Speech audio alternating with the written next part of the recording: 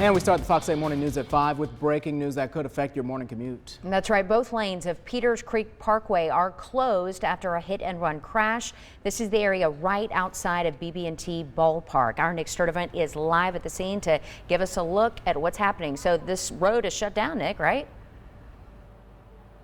Yeah, that's right, Melissa. As you guys mentioned, both lanes are closed, and we're right here in the center of one of those lanes. And as you can see behind me, crews are still working. City crews are still working on that traffic signal, traffic lights that went down. And basically what happened was a truck was coming off of the exit ramp on off of Business 40, 421, headed towards this direction where we're at, and it pretty much hit a guide wire, and the guide wire is what holds up the utility pole. He took out two utility poles in the process, and what basically happened, it took off the traffic signal. As you can see, that utility worker up there.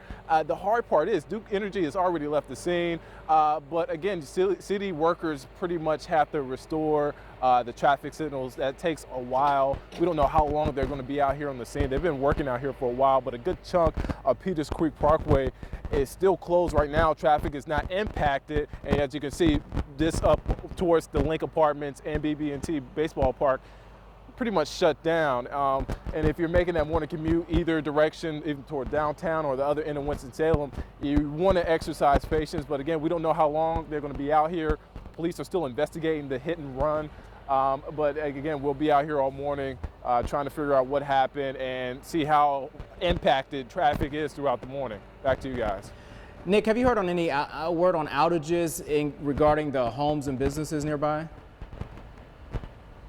We haven't. Again, it's so early in the morning right now. Nothing is open. Right now, it's pretty much in the clear. We've seen one car come down, asked us a question as far as how long these two lanes are going to be closed. But right now, these lanes are closed. Traffic is not impacted. Businesses are not impacted. But I can bet that crews, again, they're putting up something right now as far as the traffic lights that should be up soon. We haven't got a word how long it's going to take them, but this is the long part. So again, nothing is affected so far. Now, hopefully they can get all of that done before more people start waking up. Nick Sturdivant live for us there in downtown Winston-Salem. Thanks, Nick. Emily, you're keeping your eye on the radar. There's a strong system that's making its way toward us now. Absolutely. It's going to be an issue for us this evening. During the day today, you can expect very windy conditions. We may have wind advisories coming out a little later today. Very warm temperatures as well. We're going to be near record highs for today. And yes, that stormy weather is part of your forecast towards evening. Towards the evening drive home if you're going to be working late tonight. So that's something to think about. The Storm Prediction Center has us at a slight risk for severe weather here across most of North Carolina, the exception being the coastal plain. And the primary threats for us are going to be from damaging straight line winds. So it's already going to be a breezy day. Winds are going to be even higher just off the ground, even by 1,500 feet. It's going to be a very, very blustery day, 15,000 feet. Well, take a look. Right now, we have temperatures in the low 60s in Greensboro, just incredibly mild. I wore a sweater into work today and had to take it off. It was just too warm. 65 degrees in Burlington currently, 64 in Asheboro, 59 in Winston-Salem. So everybody well above normal. Showers and thunderstorms will be developing after the evening rush. We're going to be topping out around 78 degrees today. If we get there, that will top the record high of 77. But we can only get there together. We are one people with one destiny. The time for small thinking is over. The time for trivial fights is behind us. Well, President Trump preached a message of unity that caught some people by surprise. This during his joint address with Congress last night. If you went to bed, you missed it. We're going to break down some moments for you this morning. That's right. Our Brad Jones joining us to let us know what President Trump had to say. Good morning, Brad. Good morning to you. Now, President Trump touching on everything from immigration to the Affordable Care Act and his plan to make some cuts to government agencies. But some are saying the speech was critical because it does set the tone for the next 4 years. In one of his most important speeches to date, President Donald Trump laying out a sweeping agenda to a joint session of Congress. I am here tonight to deliver a message of unity and strength. On his to-do list, getting more money for defense and security. I am sending Congress a budget that rebuilds the military, eliminates the defense sequester and calls for one of the largest increases in national defense spending in American history. The president proposing major cuts to some federal agencies and offering broad brush promises on regulatory and tax reform. My economic team is developing historic tax reform that will reduce the tax rate on our companies so they can compete and thrive anywhere and with anyone. Touting his plan for immigration reform, the president signaled he might be open to some type of compromise. By finally enforcing our immigration laws, we will raise wages, help the unemployed, save billions and billions of dollars. And of course, focusing on a long-promised health care overhaul. Tonight, I am also calling on this Congress to repeal and replace Obamacare. Democrats issuing a blistering response to the address, slamming the president and Republicans for their plan to scrap Obamacare. And even more troubling, you and your Republican allies in Congress seem determined to rip affordable health insurance away from millions of Americans who most need it. And now some of the main points. First, the president's plan to cut funding to some major agencies. The official budget proposal not expected until March 16th. But there are indications the EPA, for one, could lose as much as 25% of its budget. Employees said that would limit the agency to its most basic functions. As far as the immigration plan, a report shows the White House may now remove Iraq from the travel ban list. The president may also pass some sort of immigration reform bill allowing legal status to some undocumented immigrants that would grant a path to citizenship.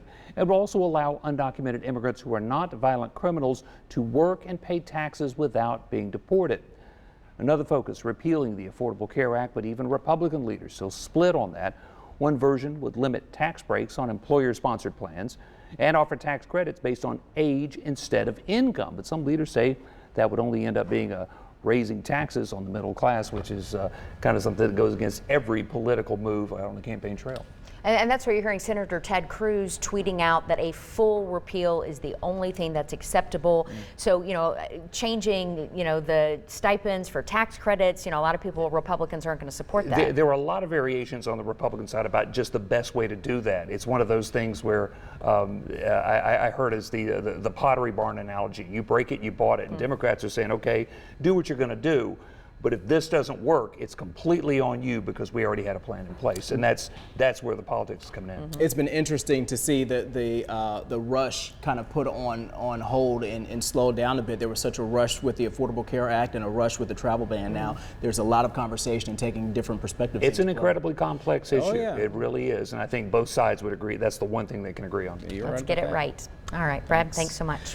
Well, we could learn more about Governor Cooper's plans to pay for proposed teacher raises. We could learn this sometime today. He's set to present his budget to the legislature. His office says education is a major part, and the agenda will be split into 3 categories: pre-K, Smart Start, and public school funding.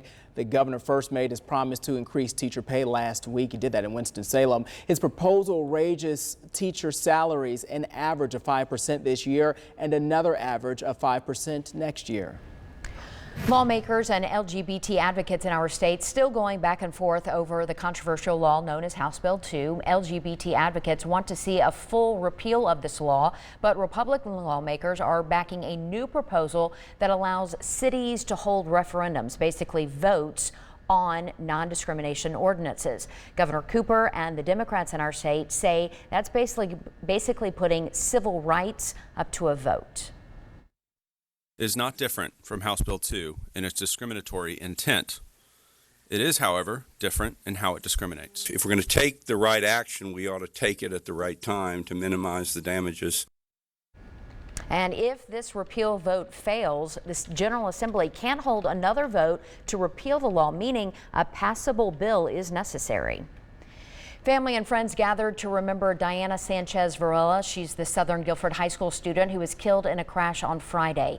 This happened in Guilford County, not far from her high school. Troopers say that the 15-year-old was riding with 4 other students when the car went off the road, hit a ditch, and then overturned. The Highway Patrol is now investigating because they say a 15-year-old was driving the car at the time and did not have a permit. Whose car this was, obviously, we do have information on whose car it was. How did they get this young person get access to the car? Was it something where they took it without their knowing, or is it something where they were driving this car every day? And troopers say if an adult knew that the 15-year-old was driving, that adult could face charges, some as serious as manslaughter. Well, today an area police department will kick off an initiative to reduce the number of traffic crashes. Burlington police will start the program and say the focus will be on streets and highways with the highest volume of crashes. Police say they will work to reduce behaviors like distracted driving and speeding. Some of the areas they will focus on include University Drive, North Church Street, and Alamance Road. Greensboro police are teaming up with Crime Stoppers to keep illegal guns off of the streets. The two sides officially started the program yesterday.